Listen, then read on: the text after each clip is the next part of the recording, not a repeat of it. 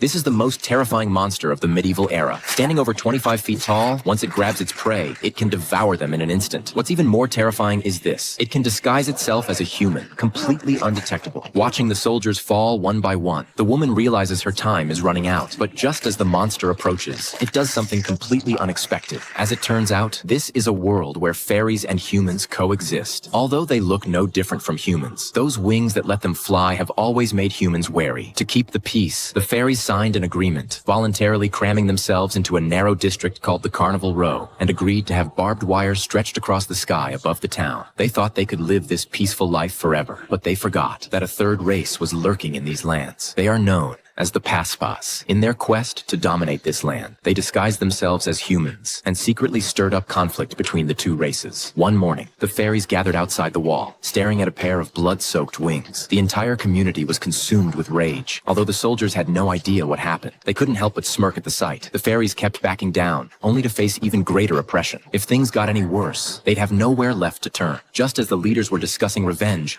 another murder occurred. A human officer was brutally killed. His body hung high on the wall, as if it were a warning from the fairies. When word reached the chief, he seemed like he'd been waiting for this moment for a long time. He immediately led his troops into Carnival Row and launched a massacre. Unwilling to watch innocent villagers be slaughtered, the fairy leader stepped forward, hoping to negotiate with the humans. But the chancellor gave them no chance. He had long harbored hatred toward the fairies, and this was the perfect opportunity to wipe them out completely. The fairies were dragged to the execution grounds. Anna was strapped to the guillotine, just as the blade was about to drop. A terrifying figure burst onto the scene. The monster moved so fast that the human eye couldn't even track it. In the blink of an eye, every soldier was down, and the chancellor, so arrogant just moments ago, was now being lifted by the monster like a baby, slowly dying in absolute terror. Anna was trembling with fear. She thought she was done for, but just at this critical moment, a large group of soldiers suddenly rushed in. Under the glare of the lights, humans finally got their first clear look at the monster's true form.